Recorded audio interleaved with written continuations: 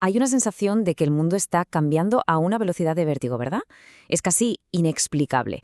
Pero, ¿y si la clave para entenderlo todo no estuviera en las noticias de hoy, sino en textos de hace miles de años? Pues bueno, eso es justo lo que propone Jonathan Cahn en su libro El regreso de los dioses, y hoy vamos a meternos de lleno a analizar su teoría, que la verdad es bastante sorprendente. A ver, la premisa de la que parte Kant es, como mínimo, atrevida.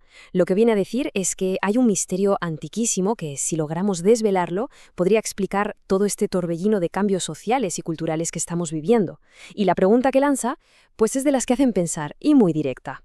Y aquí llegamos al meollo de la cuestión. La pregunta es esta: ¿y si los dioses de la antigüedad no fueran simples mitos? ¿Qué pasaría si fueran entidades reales que después de un exilio larguísimo han vuelto y están, influyendo en todo lo que pasa? Lo que Kant plantea es si las grandes transformaciones de nuestra era podrían tener un origen sobrenatural. Venga, vamos a empezar a tirar del hilo de este misterio. Según la teoría de Kant, toda esta agitación social, estos cambios de valores tan radicales, todo podría tener una única y sorprendente raíz ancestral. Y la primera pista, la clave para empezar, es entender bien a qué se refiere él cuando habla de dioses. Entonces, ¿quiénes son estos dioses exactamente? A ver, según Kant, hay que olvidarse de la típica imagen de Zeus en el Olimpo y todo eso. No van por ahí los tiros. La clave, al parecer, está en unos textos muy antiguos que no los describen como deidades, sino como espíritus de una naturaleza bastante más oscura. Resulta que la Biblia hebrea tiene una palabra muy específica para referirse a los dioses de otras naciones, Shedim. Y lo interesante es la raíz de esa palabra, Shud, que significa algo así como actuar con violencia o devastar. O sea que de entrada ya vemos que no se hablaba de deidades amables, sino más bien de fuerzas destructivas. Y aquí la cosa se pone todavía más interesante, porque vemos cómo se conectan los textos. Cuando la Biblia hebrea se tradujo al griego, la palabra shedim pasó a ser daimonia. ¿Suena familiar? Claro, de ahí viene nuestra palabra demonio. De hecho, el propio apóstol Pablo usó este término, y ojo, lo que argumentaba era que los sacrificios paganos no se hacían a figuras imaginarias, sino directamente a estos espíritus. Vale, pues esta es la base sobre la que se construye toda la teoría.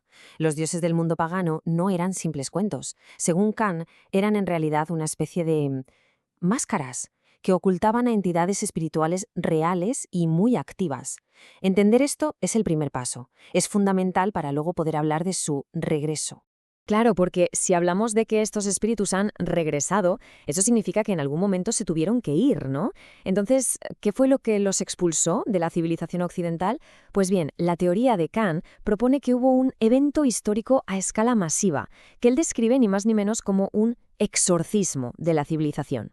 Según Kant, ese gran exorcismo fue la expansión del cristianismo.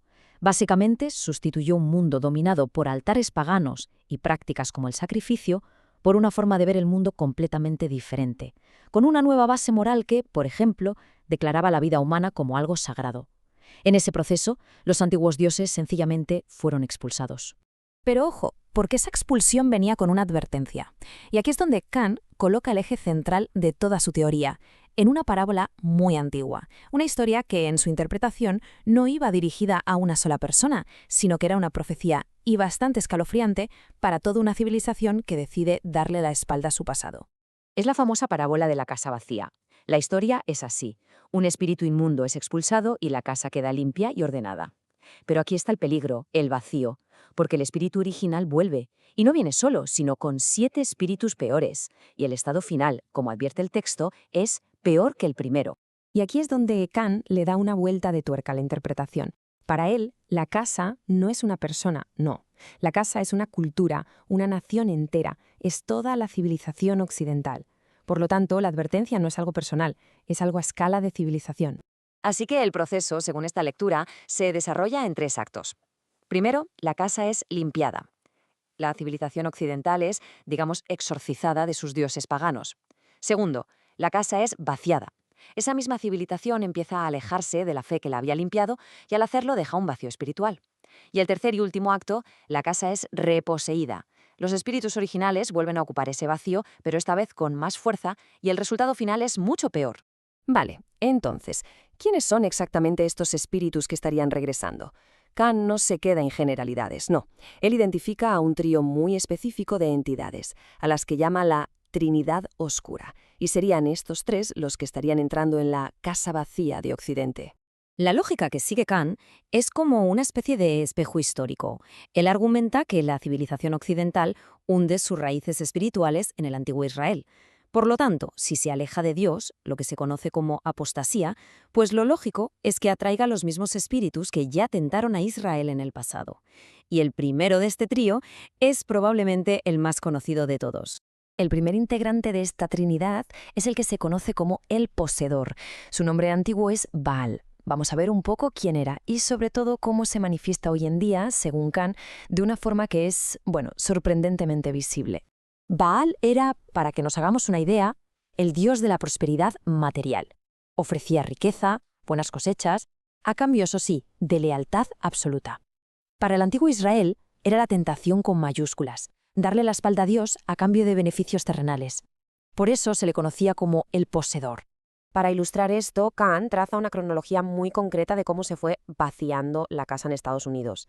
Señala momentos clave en los años 60 y 80, cuando se eliminan símbolos religiosos de la vida pública.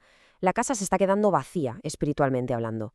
Y justo en ese contexto, dice él, aparece un nuevo ídolo, en el mismísimo corazón del poder material. Y aquí es donde Kant establece una conexión directa. A ver. El símbolo por excelencia de Baal era el toro. El mayor acto de apostasía de Israel fue, precisamente, adorar a un becerro de oro, que no es más que un toro joven. Y de repente, justo cuando la cultura estadounidense empieza a vaciarse de sus referencias judeocristianas, se planta un toro de bronce gigantesco en Wall Street, el templo moderno de la prosperidad. Para Kant, esto no puede ser una coincidencia. En resumen, la conclusión de Kant es que el toro de Wall Street es mucho más que una simple escultura. Es la encarnación moderna de Baal, un ídolo físico que ha venido a ocupar el espacio espiritual que una nación ha dejado vacío al cambiar su fe fundacional por la búsqueda de la prosperidad y el materialismo. Y todo esto deja una pregunta final en el aire, una pregunta bastante inquietante. Si esta teoría se sostiene y el regreso de un dios de la riqueza se manifiesta como un toro de bronce en el centro financiero mundial, ¿qué aspecto tendría el regreso de los otros dioses? ¿Los de la sexualidad? ¿Los del poder? ¿Podría ser que sus símbolos estén ya por todas partes y simplemente no los estemos reconociendo? Desde luego es una forma muy provocadora de mirar el mundo que nos rodea.